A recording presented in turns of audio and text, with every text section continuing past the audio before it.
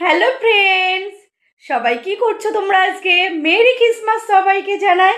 এই দেখো, বাবান সাজিয়ে দিয়েছে তার বোনের জন্য। তো সবাইকে জানাই merry Christmas all my friends. আর এখন ঘড়ির কাঁটায় বাজে দেখো, এই দেখো, হ্যাঁ 2:15। আর দেখো সারা কি গুডগাল, সারা দেখো ম্যাথ করছে। এই দেখো সারা ম্যাথ করছে। তো আজকে আমরা কিভাবে সারা দিনটা কাটাবো, মানে দুপুরের পর থেকে, সেটাই ভাবলাম তোমাদের সাথে একটু শেয়ার করি। সেইভাবে কিছু প্ল্যান নেই বাইরে বেরোনোর, কেননা ছেলের মক টেস্ট চলছে আর কালকে ওর ইংলিশ এক্সাম আছে। মেয়েরও 3 তারিখ থেকে ইউনিট পরীক্ষা, তো 30 তারিখে শেষ হবে ছেলের। তো তারপরেই দেখি কোথায় বেরোই। আর এই দেখো লাস্টে এইটাই নিয়ে এসছি সারার পছন্দ বলে। আর ভাবলাম ওইদিকে মেয়েকে পড়াচ্ছি আর সাথে সাথে একটু কাজ এগিয়ে রাখি। আজকে তো রেস্টুরেন্টগুলোয় প্রচণ্ড ভিড় হয় আর খাবার দাবার কোয়ালিটিও সেরকম ভালো হয় না, কারণ প্রতি বছরই বাইরে বেরোই, কিছু না কিছু খাওয়া হয়। তো আজকে বেরোবও না, তো ভাবলাম তাহলে বাড়িতেই বানাই। আর ছেলেটারও এক্সাম চলছে, যদি বাইরের খাবার খেয়ে কিছু প্রবলেম হয়, একটু আমারও প্রবলেম আছে, তো ওই জন্য ঘরেই পছন্দের খাবার বানাচ্ছি। দেখো এখানে পেঁয়াজ, টমেটো, ধনেপাতা, রসুন সব নিয়ে নিয়েছি। আর এখানে দেখো আলু সেদ্ধ করা, তো পুর বানাবো, আলুর পরোটা বানাবো। অনেক দিন বানাই না পুর ভরে আলুর পরোটা। আর সাথে দেখো মটর ভিজিয়ে দিয়েছি, একটু ঘুগনি করব।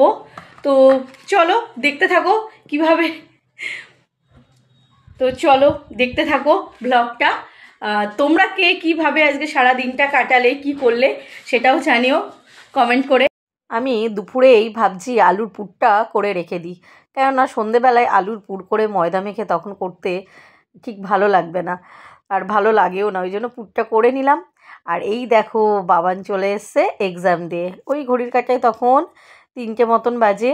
তো ওকে জিজ্ঞাসা করছিলাম কেমন হয়েছে পরীক্ষা, তো বাবান বলছে ভালো হয়েছে। এই দেখো তো চলো ও ফ্রেশ হয়ে নিক। আর ও ফ্রেশ হয়ে নিয়ে এই দেখো সারাও রেডি হয়ে গেছে, দাদাভাই কখন আসবে, আসলে ও কেক কাটবে। সকালবেলা বাবান ভাত খেয়ে বেরিয়েছিল আর মেয়েও ভাত খেয়ে নিয়েছিল 12টা করে, ওই জন্য দুপুরবেলা আর ভাত খায়নি, ওরা ম্যাগি খেলো। খেয়ে নিয়ে দেখো রেডি হয়ে বসে পড়েছে কেক কাটতে। দেখেছো কেমন করে পিস পিস করে কেক কাটছে। এই যে কেক পিস পিস করে সবাই নিয়ে নিয়েছি, তো চলো কেকটা খেয়ে নিই। আর বেকারি কেক খেতে তোমরা কারা কারা ভালোবাসো জানিও। আর এই দেখো পিঙ্কিকে ছাড়ছে না, তার নাম দিয়েছে পিঙ্কি, পিঙ্কি ডল। তো চলো কেকটা এত টেস্টি ছিল কি বলবো। আর এই দিকে দেখো ইভিনিংয়ে সন্ধেবেলায় ওর দাদা, বাবাও চলে এসেছিলো, সবাই মিলে দেখো সন্ধেবেলাটা গোপুসোনাকে নিয়ে, গোপুসোনা কেক কাটছে, ভেজ কেক। গোপুসোনার জন্য একটা ভেজ বেকারি কেক উইঙ্কেজে নিয়ে আনা হয়েছিল। তো ওই দেখো গোপুসোনা নতুন ড্রেস পরে কেক কাটছে। তো আমরা সন্ধেবেলাটা সারাদিনটাই বলতে পারো সবাই মিলে এইভাবেই আমরা আনন্দ করলাম ফ্যামিলির সাথে, ফ্যামিলি মিলে বাড়িতে। আজকে সেইভাবে সত্যিই কোথাও যাইনি।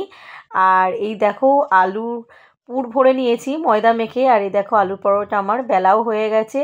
তো চলো ভেজে নিই। তোমরা কারা কারা আলুর পরোটা খেতে ভালোবাসো জানিও। আমাদের কিন্তু সবাই আলুর পরোটা খেতে ভীষণ ভালোবাসে, আর যাদের জন্য করা ছেলে মেয়ে ওরা তো খুবই ভালোবাসে। তো চলো ওদের খিদেও পেয়ে গেছে, তো একবারে আমি এ দেখো বানিয়ে নিয়েছি আলুর পরোটা আর চাটনি। তো ওরা বলল মা ঘুগনি করো না, আচার দিয়ে খাবো, মানে চাটনি দিয়ে খাবো। তো চলো আজকে ব্লগটা কেমন লাগলো জানিও। টাটা।